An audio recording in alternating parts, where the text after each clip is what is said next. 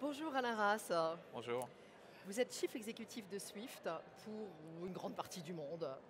Alors on vous a entendu à la plénière d'ouverture d'instantané durable. Je Mmh. voudrais revenir rapidement sur l'immense succès qu'est Mmh. SwiftNet aujourd'hui. Oui. Oui, c'est vrai que c'est un énorme succès. C'est peut-être d'ailleurs, une des initiatives que la communauté internationale, bancaire internationale et SWIFT ont pris il y a déjà plus ou moins, 15 à 17 ans, qui a eu le plus de succès. Aujourd'hui, c'était très dur au début, mais aujourd'hui nous sommes plus ou moins à 1700 grands corporates qui sont connectés au réseau SWIFT. Derrière, vous avez plus ou moins une 30 000 institutions qui sont des filiales de ces corporates qui dialoguent sur le réseau SWIFT également. Donc c'est un énorme succès, non seulement en termes de nombre d'institutions qui sont connectées et qui travaillent avec leurs banques sur le réseau SWIFT, aussi en termes de nombre de transactions qui passent par le réseau SWIFT, mais également en termes de produits et services qui sont développés à partir justement des besoins des corporates et des banques pour continuer à développer cette relation. Alors donc 1700 corporates, 30 000 institutions connectées indirectement par ces connexions, et donc plus ou moins finalement aujourd'hui 10% de nos activités, 10% de notre chiffre d'affaires et finalement est dérivé de cette relation banque-corporate sur le réseau SWIFT. Donc franchement un énorme succès et je crois qu'il promet encore plus pour l'avenir. Alors vous avez parlé des besoins des corporates. Je vais revenir sur l'une de leurs grandes préoccupations Oui, aujourd'hui.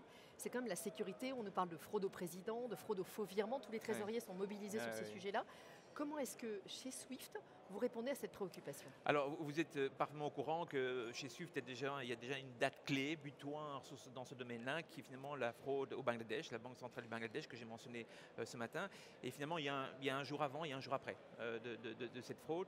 Cette fraude a révélé finalement l'importance de sécuriser l'ensemble des environnements bancaires. En fait, dans ce cadre-là, le réseau SWIFT n'a pas été compromis du tout. En fait, il s'est simplement passé que des bad guys en fait, sont parvenus à rentrer dans l'environnement bancaire et sont parvenus à échanger les transactions qui sont, à notre point de vue, tout à fait légales, mais finalement, elles étaient frauduleuses. Et donc, c'est passé au réseau SWIFT et abouti à une fraude de finalement 81 millions de dollars, mais potentiellement, en fait, elle était de 1,2 milliard de dollars. Imaginez que une fraude en France aboutisse à finalement un vol de 5% du PNB du pays. C'était finalement la taille, relativement parlant par rapport à la taille du PNB du Bangladesh, c'est la taille de cette fraude. Alors évidemment, nous, on ne peut pas laisser faire ce genre de choses-là, donc nous avons pris un certain nombre de mesures drastiques. Nous avons créé un programme, le Customer Security Program, le CSP, qui vise finalement à aider les banques à renforcer leur sécurité de leur environnement. Alors ça passe vraiment par des mesures que je dirais finalement d'hygiène basique.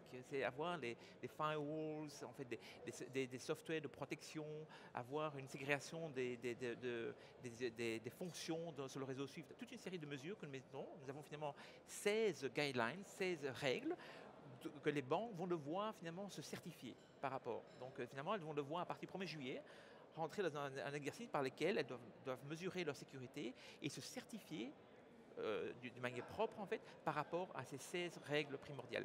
Si nous pensons que si en fait elles appliquent ces 16 règles, leur environnement sera beaucoup plus robuste qu'il l'était auparavant. Ceci étant, en parallèle, nous, Swift, on continue. Donc Swift n'a pas été compromis, mais en même temps, on se rend compte que finalement les bad guys continuent à évoluer. Et donc finalement, c'est un jeu de toujours rester en avant par rapport à eux. Et comme j'ai dit ce matin, je crois que la protection totale à 100% est peut-être un rêve lointain. Mais par contre, si on parvient à faire en sorte tout ensemble de rendre cette sécurité ou rendre que la vie des mauvais finalement très misérables, de rendre leur vie finalement très compliquée à pénétrer, eh bien, on parviendra vraiment à faire en sorte que ça soit beaucoup mieux protégé.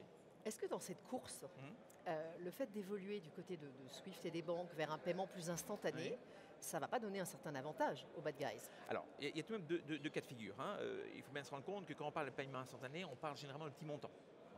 Donc généralement, vous avez des fraudes qui sont passées à la carte de crédit, etc. Vous avez beaucoup de fraudes en même temps, mais qui aboutissent finalement à un vol total de 15 millions, 20 millions.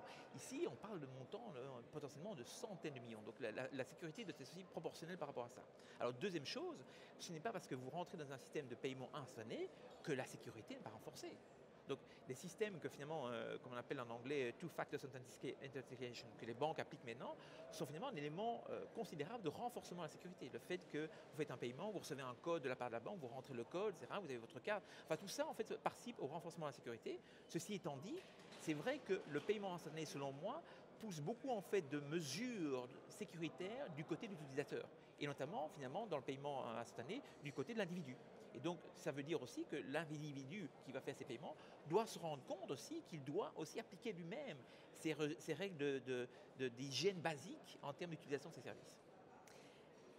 Comment est-ce que vous travaillez, banque, entreprise et vous, sur ces sujets-là? C'est une collaboration? C'est vous qui êtes, vous aviez l'air d'être assez proposeur. Enfin, Non, attendez, c'est vraiment une collaboration, hein. Donc avant d'édicter ces 16 règles dont je parlais, on a rencontré non seulement en fait des banques, d'autres institutions financières, des corporates, des sociétés spécialisées également, parce que finalement il y a un tas de sociétés dans le monde qui sont spécialisées dans le cyber protection, et donc ils vont pour arriver finalement à un consensus sur les règles que l'on pense en fait sont vraiment protectrices, si vous voulez, par rapport à ça. Donc il y a vraiment une collaboration totale.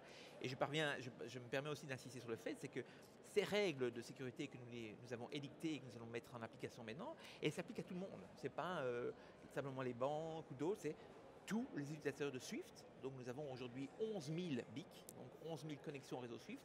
Et bien dans 212 pays, eh bien, tous ces sociétés vont devoir s'appliquer à cela et voilà, elles devront le faire. Sinon, on aboutira toujours à un réseau ou un système total finalement, qui sera poreux et qui permettra, si un est mauvais, eh bien, il pourra finalement affecter l'autre.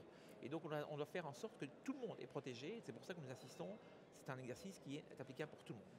alors peut-être dernière question, justement, si on vous adressez aux entreprises, aux trésoriers d'entreprise, est-ce que vous avez 3 conseils rapides? Alors, pour parler de ces domaines de sécurité là aussi, hein, donc d'abord nous s'engager avec nous.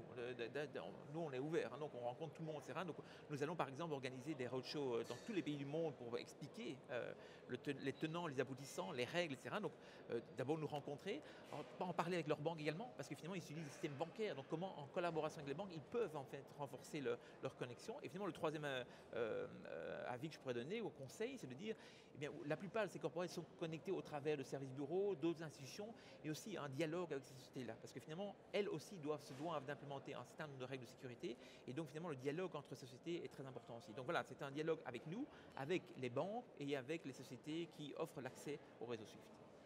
Merci beaucoup, C'est moi. Alain Haas. Merci beaucoup de À m'avoir bientôt. invité. Merci.